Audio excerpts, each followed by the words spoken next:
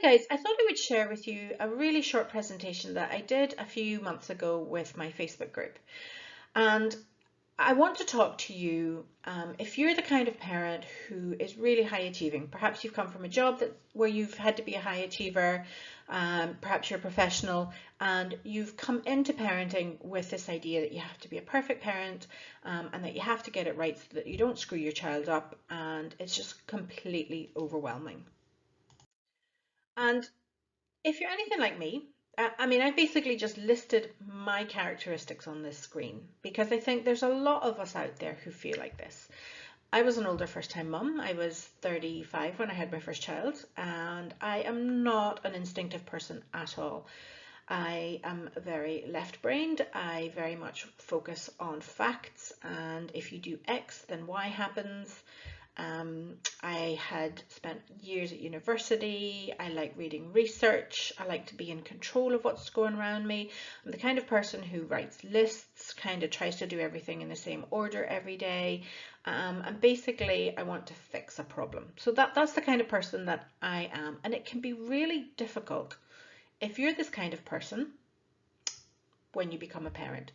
Because becoming a parent, you just always feel like you're out of control. You always feel like you're one step behind what's happening with your baby. You think you have a routine sussed and then it completely goes out the window because they drop a nap or they start teething or something happens. And it can be really hard to tap into those maternal reflexes, those maternal instincts that you have. And a lot of mothering is just sitting around doing very little apart from cuddling your child sometimes. And it just doesn't feel like you're fixing a problem sometimes. It feels like you're doing nothing. And that can be a really difficult transition to make when you are a first-time parent. I will be honest and say when I had my second baby, it was a lot easier because I had learned a lot of skills with my first baby.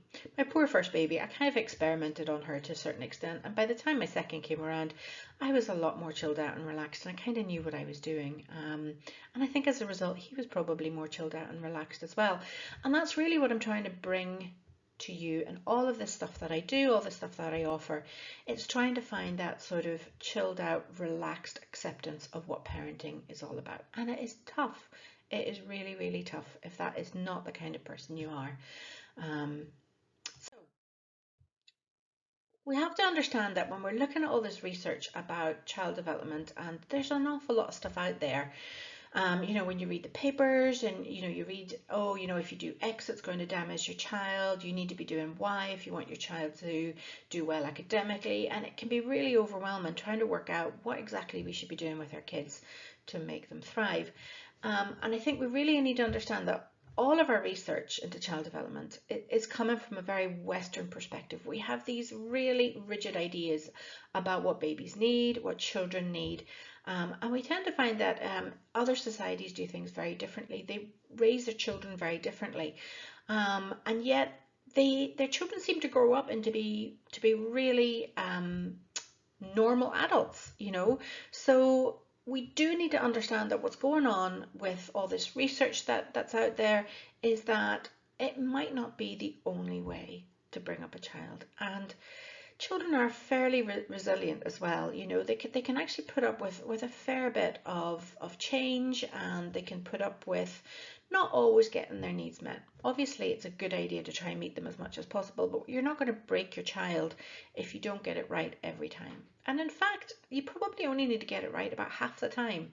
And what I always say is your child is going to appreciate a response, even if it's not the right response. That's better than no response at all. So it's a case of try it out and see what happens. If it's not the right thing, your child will be okay, because chances are you're going to learn through that experience, and you're going to learn what your child does actually need. So for example, when they do that funny little cry, when they're a newborn, you're really not sure what that means, but you try different things out, and then over a course of maybe 3 or 4 weeks, when they do that little funny cry, you go, oh, that really means that he's uncomfortable, he needs a nappy change. And then you jump in and you do that first, rather than taking them for a walk or trying to feed them or do whatever else that you thought might have been causing that cry. So children are very resilient and they are very forgiving of us when we make mistakes as well. It's really important to understand as well that a lot of these expectations that we put on ourselves are coming from expectations of a society where we're very much left to our own devices to look after our kids, and it is really tough. In almost all other parts of the world, families are much more involved in childcare, and in fact, in most societies, there seems to be this period of about 40 days or 6 weeks where women are just completely looked after by the other women in their family. And wouldn't that be amazing if we had that in our society? And we don't. We're just expected to get on with it, to do a perfect job right from the start. And, it's impossible. There's just no way that we can do that.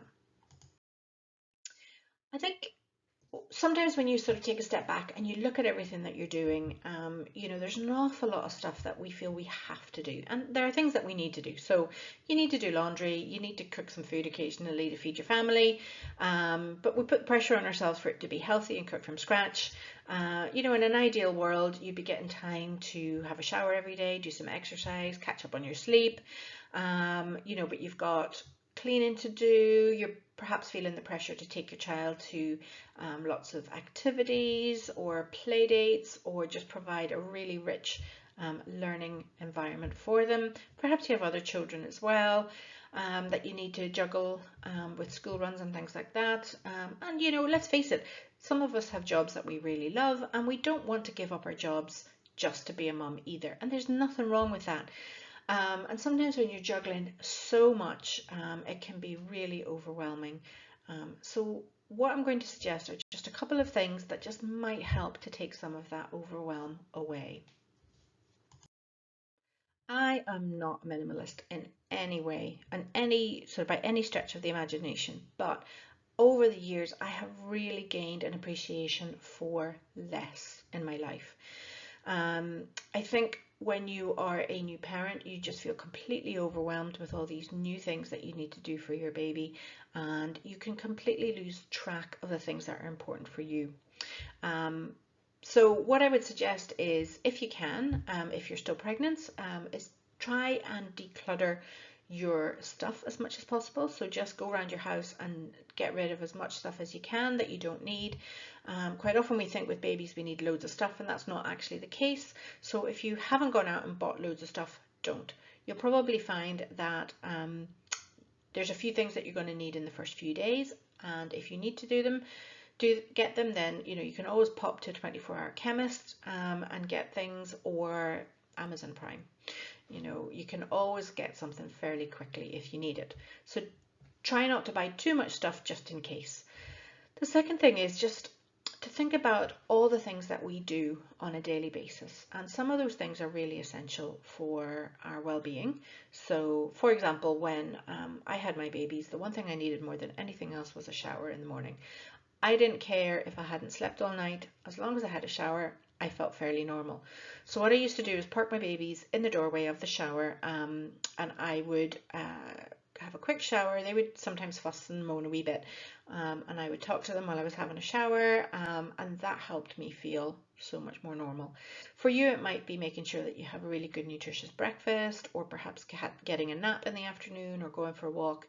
It's really important that you find something that really helps you feel more normal in those early weeks. And obviously newborn babies take up an incredible amount of our time in the first few weeks. It does get better, but by finding something that's really important for you, it'll help to make that whole process a little bit easier.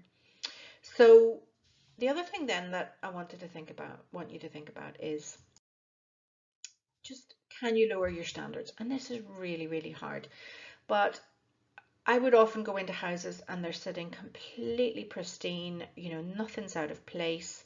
And that's a lot of pressure for mums to put on themselves, to have a really clean house every time somebody comes in.